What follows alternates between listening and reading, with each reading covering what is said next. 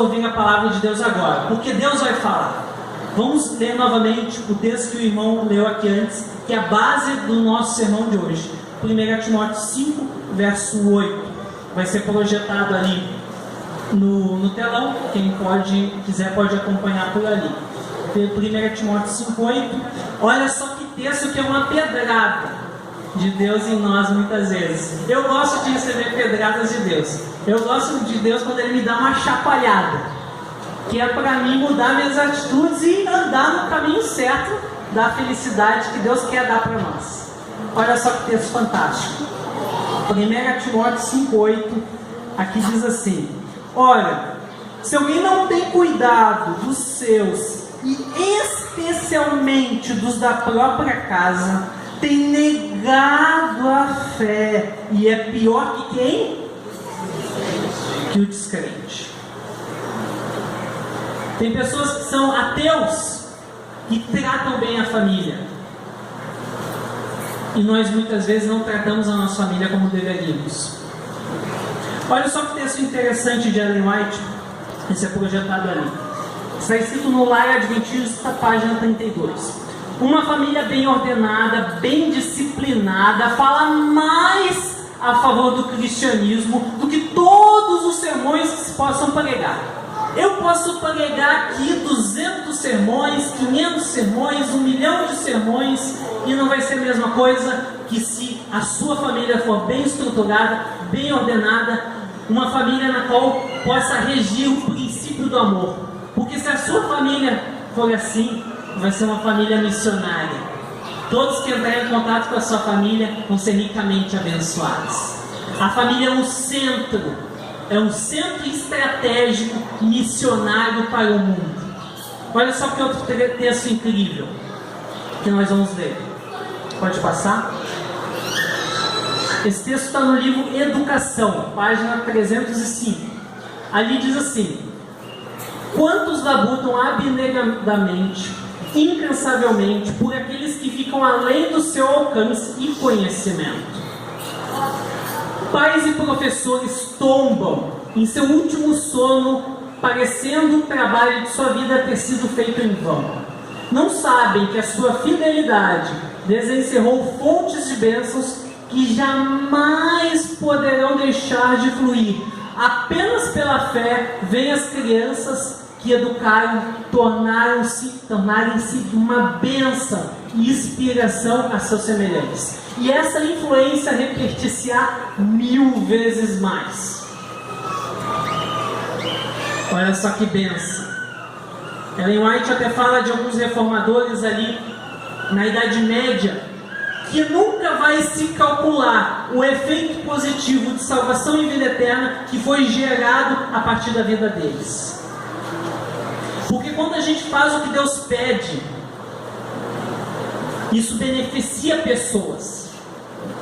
E essas pessoas que são beneficiadas, que são atingidas pela palavra de Deus, a palavra de Deus não volta vazia. E essas pessoas levam a palavra de Deus adiante.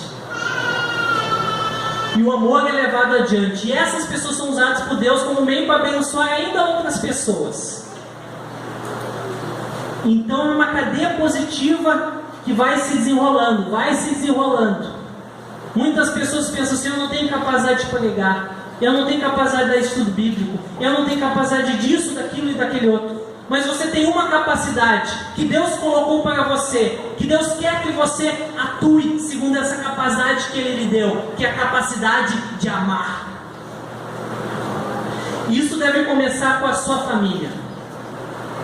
Porque se você amar a sua família, esses membros da sua família vão incorporar esse amor e vão levar esse amor para outras pessoas. E ainda que você só salve a sua família, talvez o seu filho seja usado por Deus para salvar 1 milhão de pessoas. Posso ouvir um amém? Amém. E dessas 1 milhão de pessoas que Ele pode salvar, talvez uma delas salve outro 1 milhão de pessoas. Posso ouvir outro amém? Amém. Esse é o plano de Deus. Deus quer te fazer da tua família uma verdadeira bênção. Mas para isso, nós precisamos mudar algumas atitudes. Vamos ver algumas coisas, alguns conselhos de Deus, que Deus tem para nós, de algumas coisas que nós precisamos mudar, para que Deus possa refletir o amor dele através das nossas vidas. Nós vamos ver vários textos de Ellen White, porque Ellen White foi usada poderosamente por Deus para nos instruir de como nós devemos permitir que o amor atue através de nós. Porque se nós já tivéssemos no passado, se nós já tivéssemos aprendido o meio para que o princípio do amor fosse eficaz em nós, Ellen White, Deus nem precisava ter levantado Ellen White como profetisa. Mas Deus levantou ela porque a gente não aprendeu apenas com a Bíblia. Deus teve que mandar um outro profeta para deixar a coisa mais mastigada.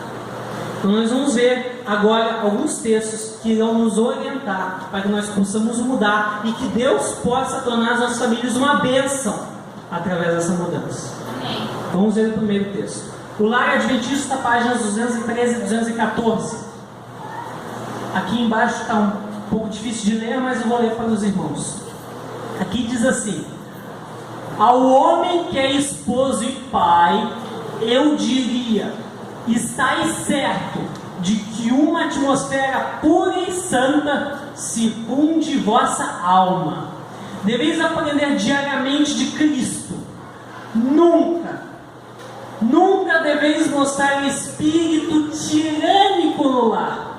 O homem que assim procede está trabalhando em parceria com quem? Com agentes satânicos. Isso é muito forte. Você tem tido um espírito tirânico no lar? Se sim, olha com quem você está trabalhando. Mas vamos ver a sequência do texto. Olha só: levai vossa vontade em submissão à vontade de Deus, fazei tudo o que estiver em vosso poder para tornar a vida da vossa esposa aprazível e feliz. Eu vou trazer algumas mensagens direcionadas, que não sou eu, é Deus que vai estar trazendo. Essa primeira é para os esposos, depois vai ter uma para as esposas. Olha só, esposos, maridos, o seu dever não é buscar dentro do casamento o seu prazer e a sua felicidade. A sua função dentro do casamento é fazer a sua esposa feliz. Posso ouvir um amém, esposas? Amém. Deus quer que você seja uma bênção para a vida da sua esposa. Deus quer que você leve luz, leve felicidade, leve alegria para ela. Mas como que você vai fazer isso se você vive desanimado? Oh céus, oh vida. Não! Deus é o Deus do universo, Deus está ali do teu lado. Não fique triste, as coisas estão mal. E daí? Deus tem o céu para nós, amém? Amém. Você tem que ser uma luz para a sua esposa, ainda que você sinta desanimado, muitas vezes depressivo. Deus quer te usar para alegrar ela, para levantar ela, para que ela esteja bem. Porque quando uma esposa está bem, isso reflete de uma maneira tremenda em favor do marido. É ou não é verdade?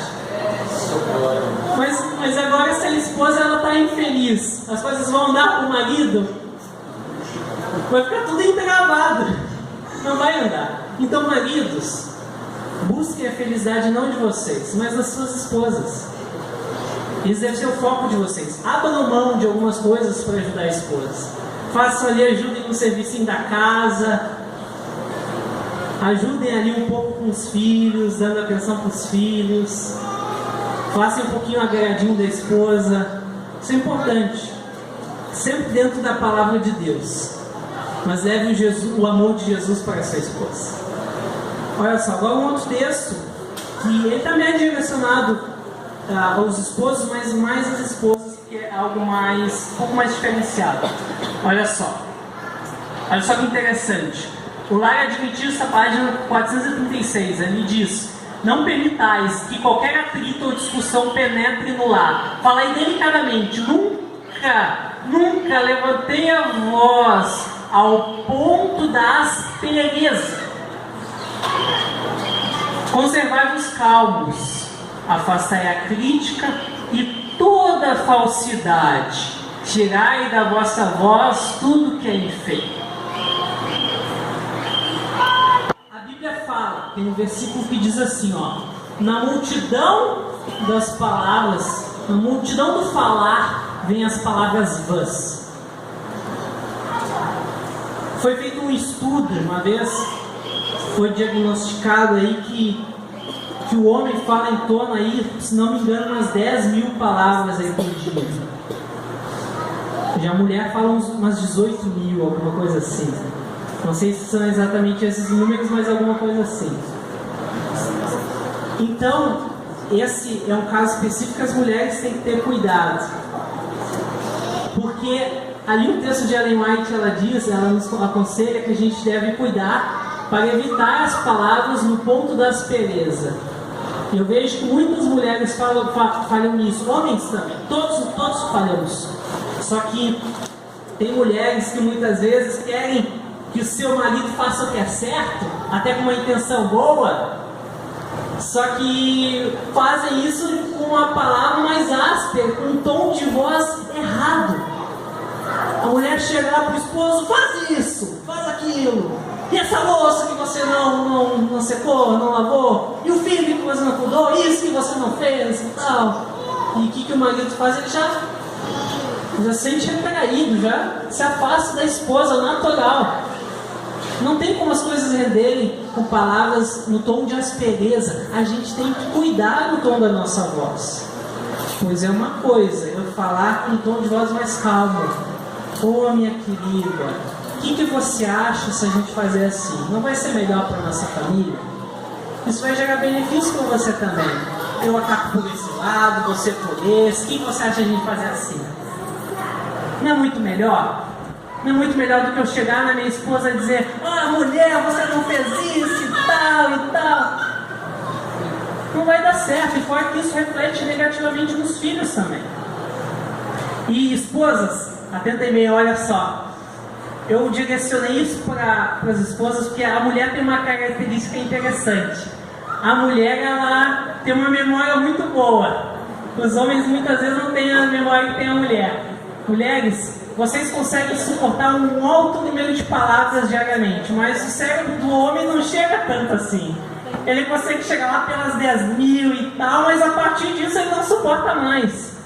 É claro, homens, vocês têm que conversar diariamente com as suas mulheres. Tem homens que não querem conversar com a mulher, daí não dá.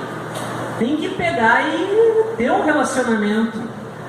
Só que tem também esposas que falam e parece que não tem fim. O homem tem atividades para fazer, muitas vezes acaba sendo entravado no tempo.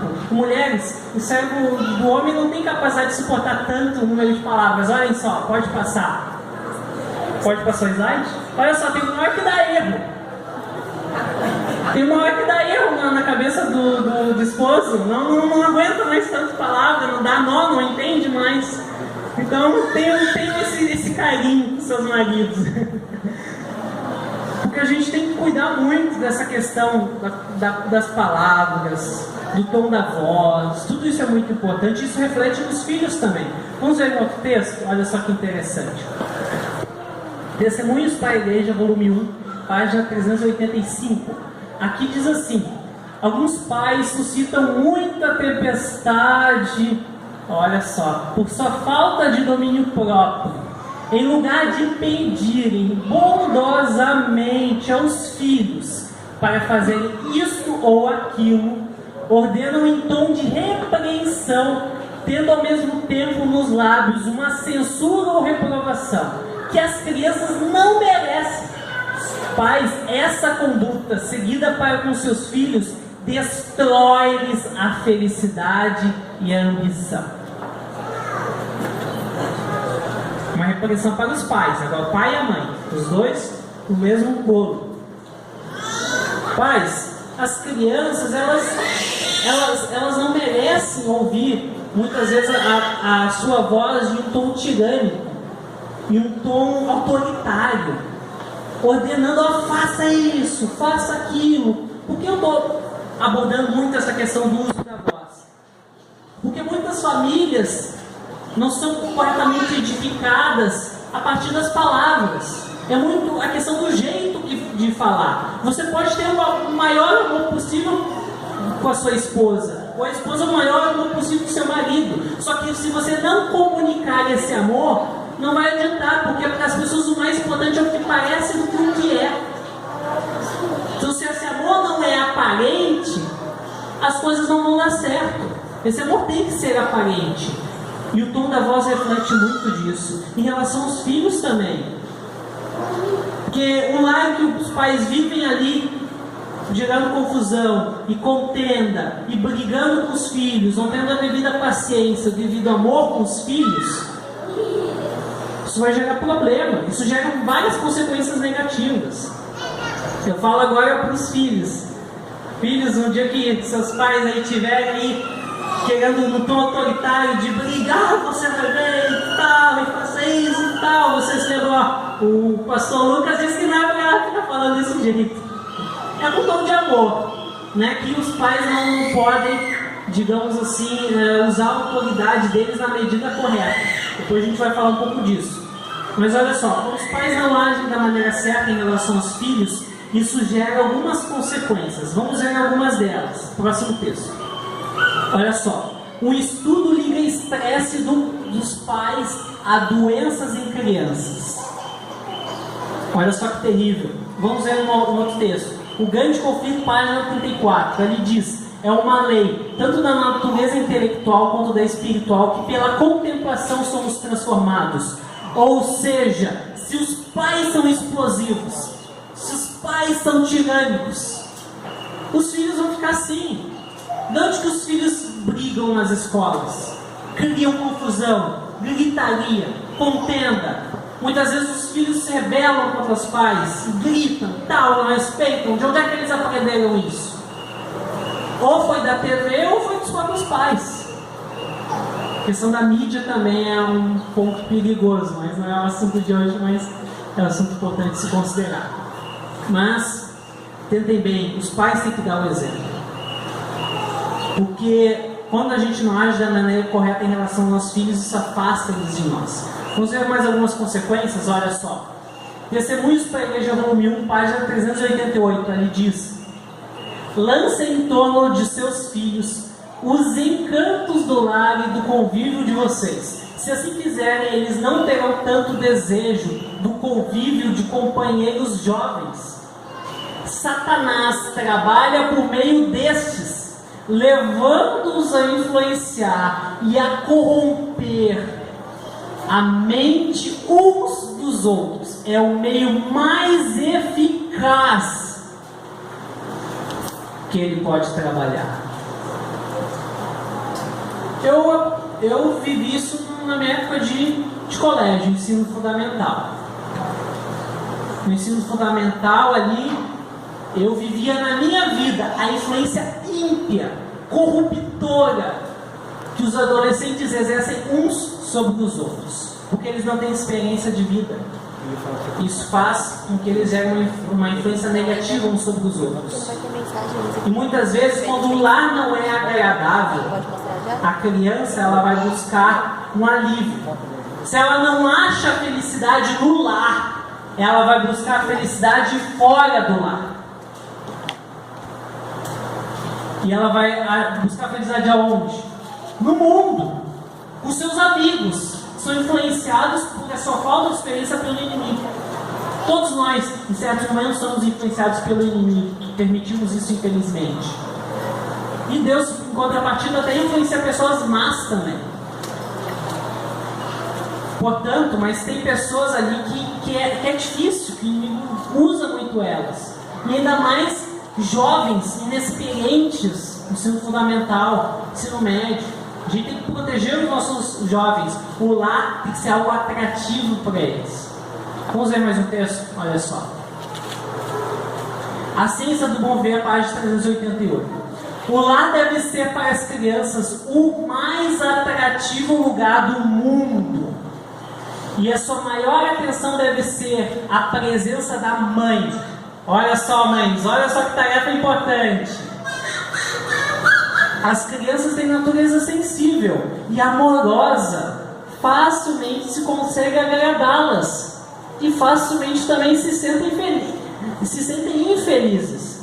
Então as crianças, elas são muito modeladas pelas circunstâncias. Se as circunstâncias da sua família forem boas, elas naturalmente vão ter felicidade ali. Mas se forem desagradáveis, naturalmente elas vão ter infelicidade, tristeza.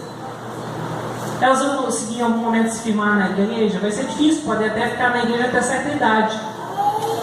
Mas depois vão para o mundo, porque não foi construída uma base sólida em relação aos princípios cristãos na vida dela. Por quê?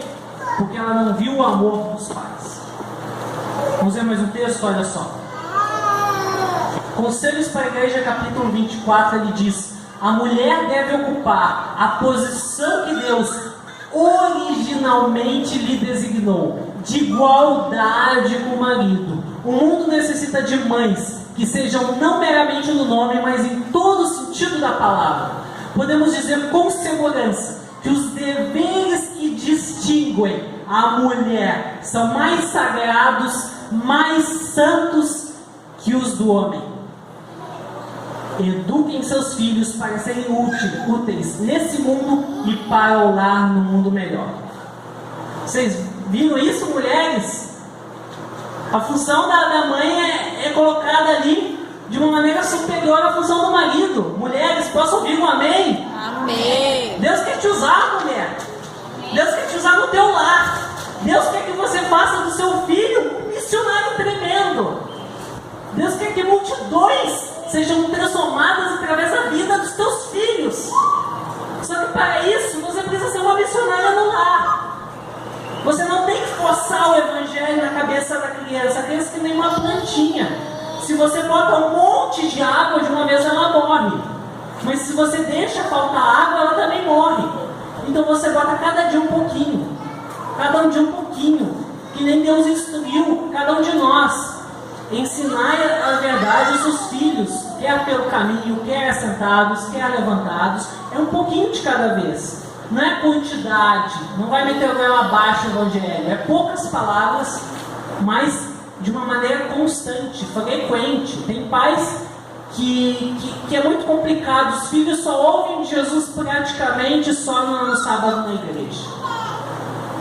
Esses filhos vão conseguir se firmar nos caminhos de Deus, sim ou não? Não, fica difícil. Nós vamos ver um outro texto. Olha só, mulheres, atentem bem para esse próximo texto, vocês vão gostar. Conselhos para a Igreja, capítulo 24. Quando os homens casados vão para o trabalho, deixando suas esposas presidindo aos cuidados da casa, elas estão fazendo um serviço tão importante como o marido. Enquanto o marido é missionário lá fora, elas não o é menos em casa. Mas se ela se empenhar pela felicidade da família, esforçando-se por formar caracteres à imagem divina, os anjos arrolarão o seu nome junto com os dos maiores missionários do mundo. Mulheres, posso ouvir um amém? Amém. Eu vejo um nome que deve estar pertinho ali do nome de Paulo, que é o nome da mãe de Daniel. Outro nome que deve estar por ali, o nome de Maria, mãe de Jesus. Outro nome que deve estar ali perto, a mãe de Samuel. Olha só, mulheres, a responsabilidade. Assim como os homens podem ser missionários lá fora, as mulheres não dá. A gente não pode negligenciar a nossa família. Nós vamos ver mais um texto. A obra especial dos pais é tornar claras aos filhos as leis de Deus e exigir que lhes obedeçam, para que possam ver a importância de obedecerem a Deus todos os dias de sua vida. Essa foi a obra de Moisés. Ele deveria impor aos pais o dever de dar aos filhos o exemplo de estrita obediência. Essa citação está no livro Orientação da Criança. Então, os pais têm que impor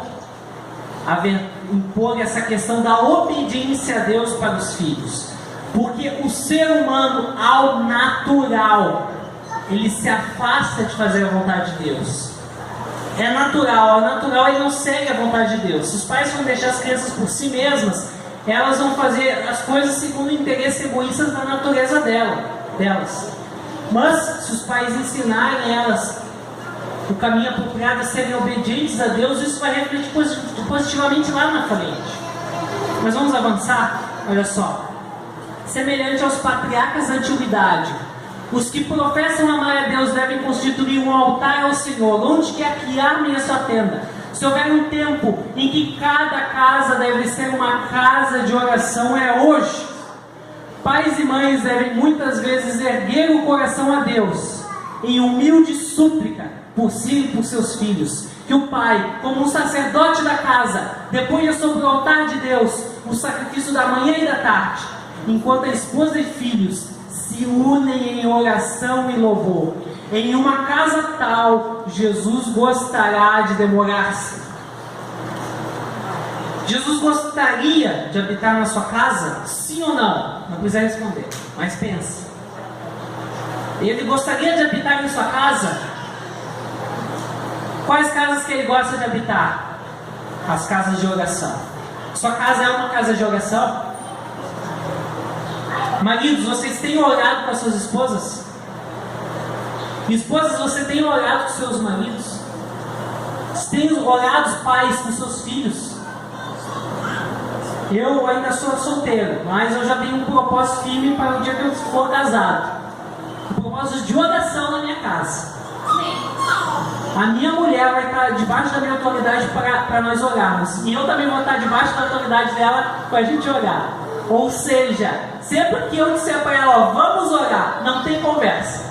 Mas em contrapartida, sempre que ela disser para mim, ó, vamos orar, também não tem conversa. Vamos orar. Ah, não tem tempo, esposa tal. Ela pega a vassoura, não, olha para nós orarmos agora então vamos orar. Não, então tá. É assim que tem que ser. Um casal tem que se ajudar, tem que se unir. A Bíblia fala que estando um, ele cai, não tem quem o levante, mas estando dois juntos, um cai e o outro levanta. Essa é a função do casamento.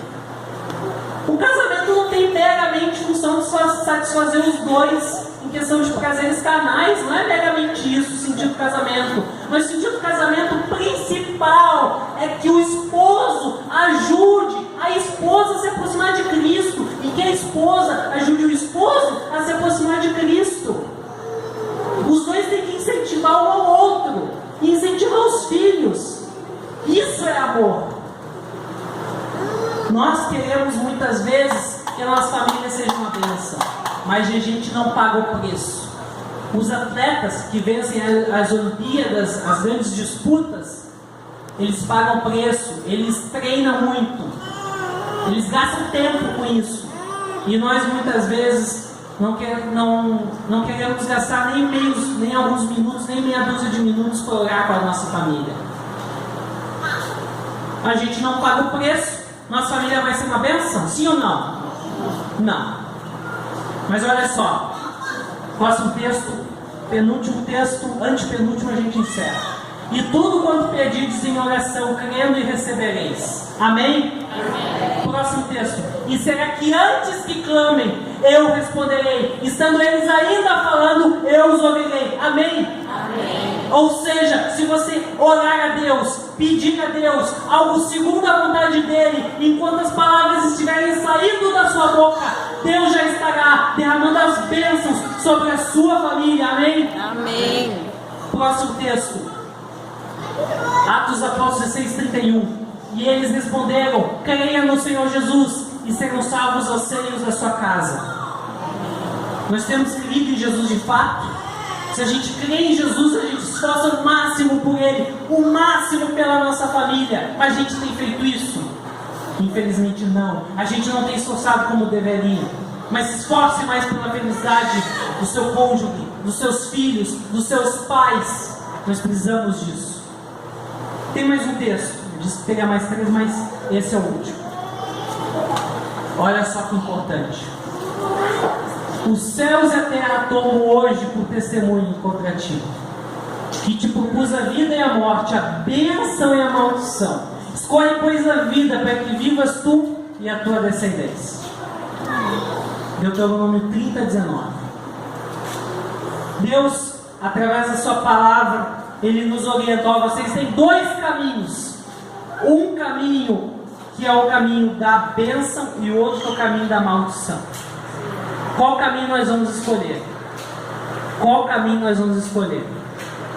O caminho da bênção para as nossas famílias ou o caminho da maldição? Isso depende de você. Deus já escolheu a bênção. Amém? Amém. Deus já escolheu. Só que Deus te dá o livre-arbítrio. Você pode aceitar ou não. Você pode mostrar para Deus que você aceita ou não, através do seu esforço, através das suas orações, através de você se esforçar por fazer o que é certo. Se esforce, lute pela sua família, pois o inimigo quer destruir a sua família. O inimigo quer arrasar com a sua família, e muitas famílias têm sido afetadas pelas investidas do inimigo. Mas Deus faz um apelo ao seu coração hoje: se esforce mais pela sua família.